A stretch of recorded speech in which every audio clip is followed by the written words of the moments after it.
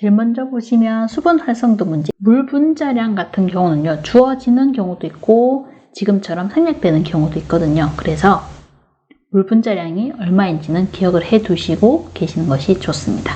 수분 활성도는 이렇게 계산하죠. 분모에 물의 몰수와 용질의 몰수가 들어가고요. 그리고 분자에 물의 몰수가 들어가게 됩니다.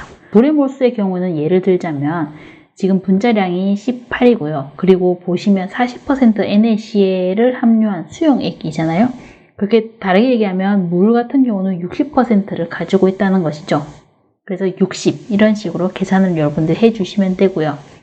용질로 가서 볼까요? 용질 같은 경우는 분자량이 58.5라고 하는 것이고요. 그리고 40%만큼 가지고 있고, 그리고 분자에 가서 다시 물은 이렇게 계산을 해주시면 되죠.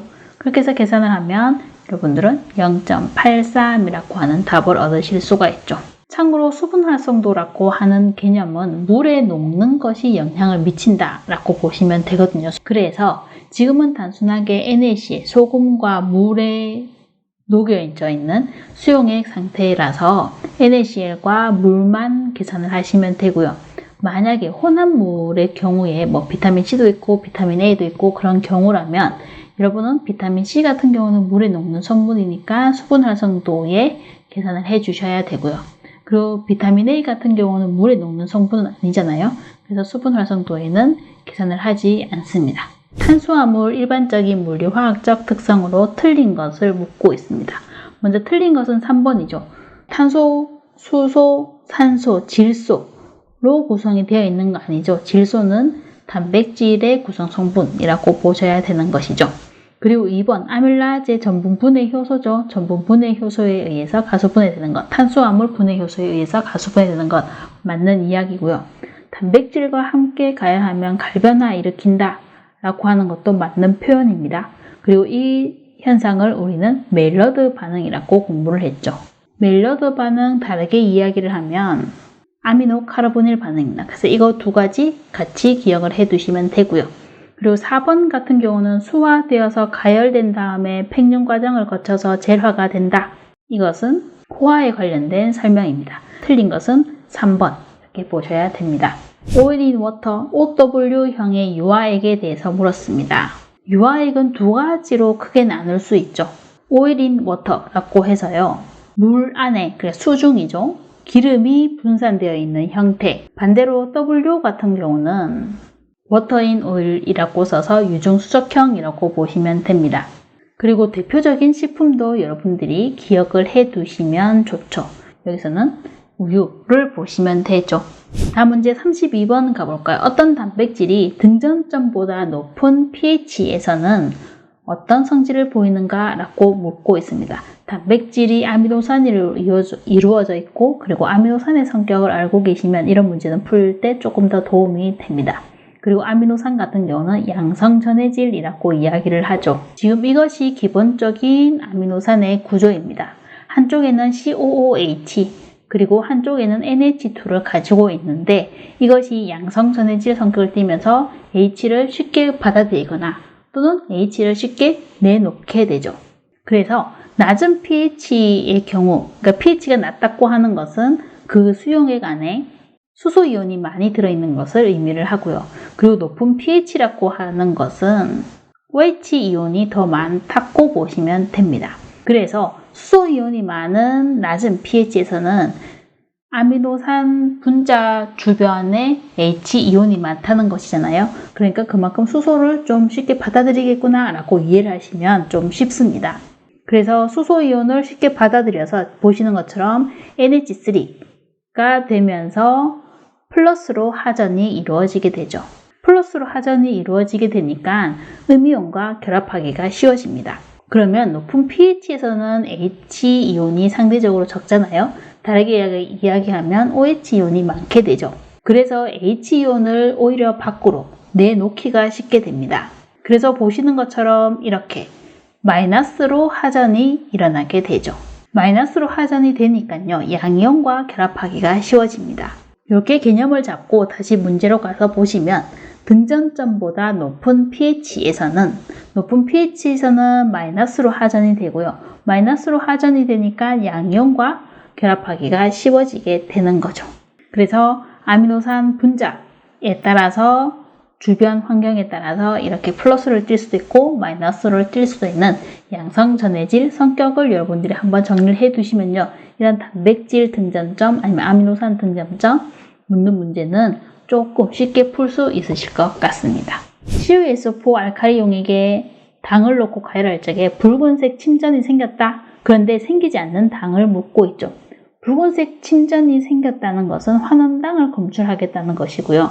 환원당이 검출이 되면 붉은색 침전이 생기게 되죠.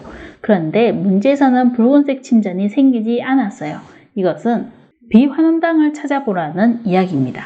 우리가 식품기사에서 식품화학 과목에서 공부하는 많은 당들 중에 비환원당은 한 가지를 기억을 해주시면 되는데 그것이 뭐냐면 수크로스, 다르게 이야기하면 자당, 또 다르게 이야기를 하면 설탕인 것이 비환원당의 대표적인 것입니다. 그래서 여러분들은 2번을 해주시면 되는 거죠. 다음 문제 37번 볼까요? 결합수에 대해서 묻는 문제고요. 식품 중에 물의 형태는 결합수와 자유수가 있죠. 그 차이를 알고 있는가라고 하는 문제입니다.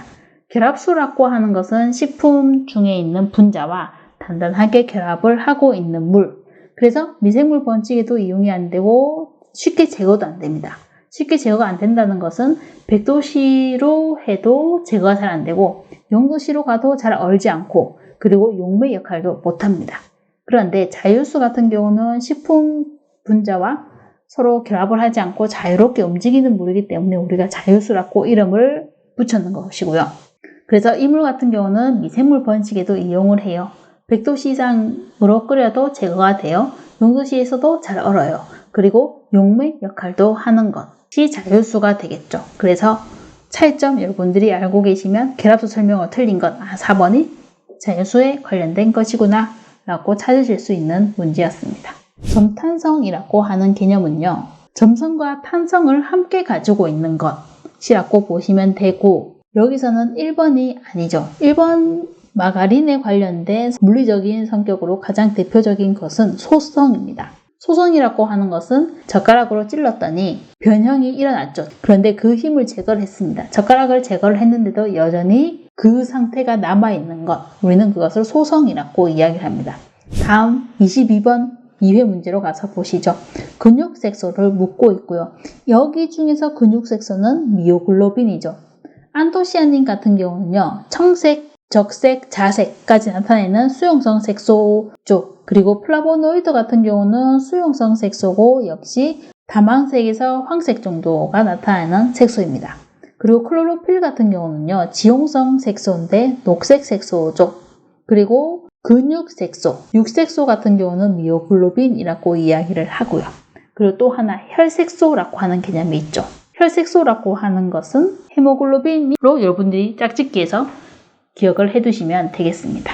유지 3패 정도를 나타내는 값이 아닌 것은 무엇이냐 라고 묻고 있는데 과산화물과 TBA가 카르보닐가는 전부 다 3패 정도를 나타내는 값이기 때문에 여러분들이 묶어서 기억을 해 두셔야 되고요.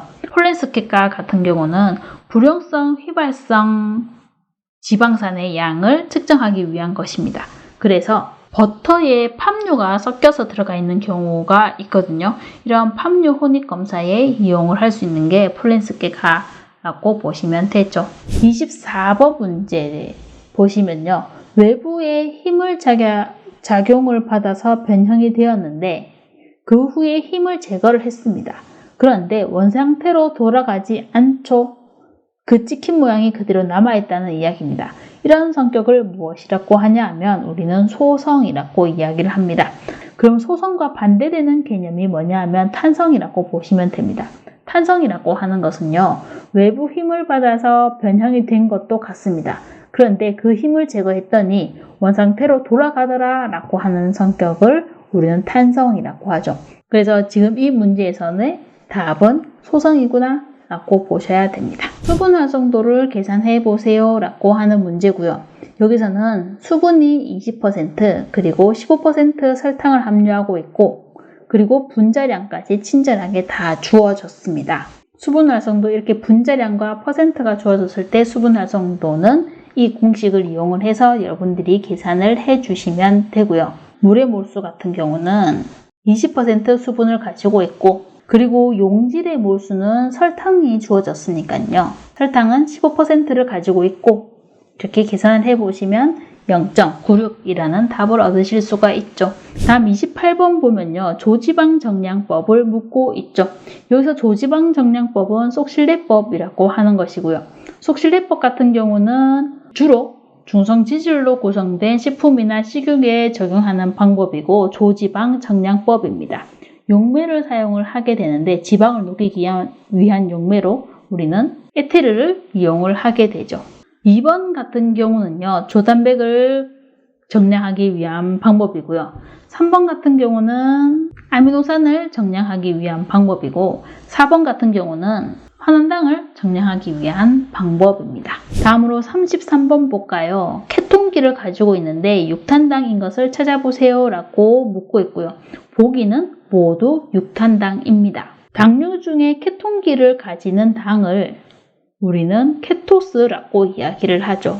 그리고 알도스라고 하는 개념이 있는데요. 알도스 같은 경우는 알데하이드기를 가지는 당류를 우리는 알도스라고 합니다. 그런데 보기는 전부 다 6탄당이라고 앞서 말씀을 드렸고요. 1번, 2번, 3번 같은 경우는 알도스입니다. 그리고 4번 프락토스 같은 경우가 케토스죠. 다음으로 34번 볼까요? 34번에 보시면 아미노산 중에서 L형이나 D형과 같은 광학이성체가 존재하지 않는 것이라고 묻고 있죠. 우리가 L형, D형이라고 하는 것은 부재탄소에 따라서 달라지는 것인데, 부재탄소라고 하는 것은 이렇게 탄소 원자 각 공유결합에 하나씩 붙게 되겠죠, 기가. 그런데 이 4개가 전부 다 다르다 라고 하면 우리는 그것을 부재탄소라고 하고, 표시로는 이렇게 별표를 하나 붙여주게 됩니다. 그리고 이런 부재탄소가 존재를 하면 L형이나 D형과 같은 광학이성체가 존재를 하게 되죠. 그런데 우리가 단백질에서 아미노산이 한 20여 개가 붙어있는 것이 단백질로 들어가잖아요. 그러니까 아미노산은 20여 종이 있는데, 그 중에서 부재탄소를 가지지 않는 아미노산은 한 가지만 기억을 하시면 됩니다. 그게 뭐냐 하면 글라이신이죠. 글라이신은요, 구조가 이렇게 수소가 2개가 붙어 있습니다. 그래서 부재탄소가 아닙니다. 그래서 광학이성체가 존재할 수가 없는 거죠. 그래서 아미노산 중에서 부재탄소를 가지지 않는 유일한 아미노산이 글라이신이기 때문에 여러분들 이런 문제 나왔을 때는 그냥 짝지어서 글라이신으로 기억을 해주시면 되겠죠. 다음 문제 보시면요. 동물성 스테롤에 해당되는 것을 묻고 있죠. 스테롤을 크게 구분을 하면 동물성 스테롤과 식물성 스테롤로 구분을 했는데요. 동물성 스테롤은 여러분들이 하나만 기억을 하시면 됩니다. 그게 뭐냐 하면 콜레스테롤입니다. 보기 중에 있는 나머지 전부 다 스테롤 종류기는 하는데 식물성 스테롤에 들어가게 됩니다. 그리고 이 중에 하나 더 우리가 더 기억을 하자면 에르고스테롤. 에르고스테롤 같은 경우는요, 식물성 스테롤에 들어가고 버섯에 많이 들어있는 대표적인 식물성 스테롤입니다. 그리고 이것은 비타민 D 전고체로도 역할을 하게 됩니다. 다음으로 24번 문제를 보시면요. 검정콩 색깔이 산성에서는 어떻게 변하니? 라고 묻고 있죠. 검정콩 색깔이 안토시아닌이고요. 그리고 안토시아닌 같은 경우는 산성인가, 염기성인가 또는 중성인가에 따라서 그 색이 다르게 나타나게 되죠. 산성일 때는요, 적색으로 나타나게 되고요. 그리고 알칼리성에서는 조금 더 녹색 방향으로 가게 됩니다. 그리고 중성은 이거 2가지가 조금 섞여 있는 것 같은 엷은 자색으로 넘어가게 되죠. 그래서 문제에서는 pH 3 이하 산성에서 무슨 색이니? 라고 물었는 것이고요. 그러면 적색이라고 여러분들이 찾아주시면 되죠. 그래서 안토시아닌 같은 경우는 우리가 배우는 많은 색소들 중에 특이하게 pH에 따라서 색이 달라지는 것이라서요. pH에 따른 색 변화를 알고 계시면 좋습니다. OW 식품의 대표적인 것을 찾아주세요 라고 했고요. OW와 WO의 개념을 먼저 알고 계시면 좋고요. 그리고 대표적인 것도 구분을 하고 계시면 좋죠. OW 같은 경우는 우유를 보시면 되고요. 그리고 버터나 마가린 같은 경우는 WO형입니다. 그리고 OW는 우유 외에도 무엇이 있냐라고 이야기를 하면 마요네즈나 아이스크림 같은 경우도 OW형으로 들어가게 됩니다. 겔과 조울 상태의 식품을 구분해 보세요 라고 하는 문제죠. 우리가 겔과 조울의 가장 큰 차이를 생각을 하면요. 유동성이 있냐 없냐입니다. 우리가 유동성이 있으면 조울이라고 하고요. 그리고 유동성이 없으면 우리는 겔이라고 이야기를 합니다. 보기로 가서 보면 우리는 유동성이 없는 것을 찾아주시면 그거는 겔 상태라고 보면 되죠. 유동성 없고 유동성 없고 유동성 없죠. 그런데 된장국 같은 경우는 유동성이 있죠. 그래서 겔보다는 조울 상태라고 보시면 되죠. 다음 문제 34번 문제 볼까요? 허와 전분 노화를 억제하는 방법이 아닌 것을 묻고 있고요. 노화 억제하는 방법은 여러분들이 보시면 되고 아닌 것은 4번인데 노화 최적 온도가 냉장고였죠. 노화를 촉진하는 온도가 냉장고 온도 한 2에서 5도씨 정도라고 보시면 됩니다. 그래서 4번이 틀린 것. 다음 문제 보시면요. 소성 유동을 일으키는 것. 소성이라고 하는 것은 개념이 외부에서 힘을 줬을 때 그 일어난 변형이 힘을 제거해도 여전히 남아있는 상태, 원상복귀가 되지 않는 상태를 우리는 소성이라고 이야기를 했죠. 그래서 여기에서는 소성 유동을 일으키는 것을 찾아주시면 변형이 일어나지 않는 것, 생크림 찾아주시면 되겠습니다. 등온 흡탈습 곡선에 대해서 이해를 하고 있는가? 라고 하는 문제죠. 흡습 곡선은 여기 밑에 있는 화살표로 가는 이것이 흡습 곡선이고요. 그리고 탈습 곡선은 거꾸로 가는 것을 나타내고 있고요. 그리고 이것은 두 개가 딱 일치하지 않죠. 요만큼의 차이가 나게 됩니다. 우리는 이것을 이력 현상이라고 이야기를 하죠. 그리고 A구역 같은 경우가 단분자층 영역입니다. 단분자층 영역에서 물의 상태는 주로 결합수를 이루고 있습니다. 그리고 B 같은 경우가요, 다분자층 영역입니다. 그리고 C 같은 경우는요, 모세관 응고 영역이죠. 이때는 물 형태가 자유수 형태가 많이 가지고 있습니다. 그래서 보기로 가서 보면요, 식품이 놓여져 있는 환경의 상대 습도가 높아질수록 흡수 수분 함량이 증가한다. 맞죠? A 영역 같은 경우는 단분자층을 형성하고 있는 영역도 역시 맞고요. 그리고 A 영역의 수분은 결합수 영역이죠. 그러니까 식품 성분과 단단하게 결합되어 있는 영역 맞습니다. 그런데 4번 같은 경우는 C 영역이 다분자층 영역이다. 아니죠. B 영역이 다분자층 영역입니다. C 영역은 모세관 응고 영역이죠.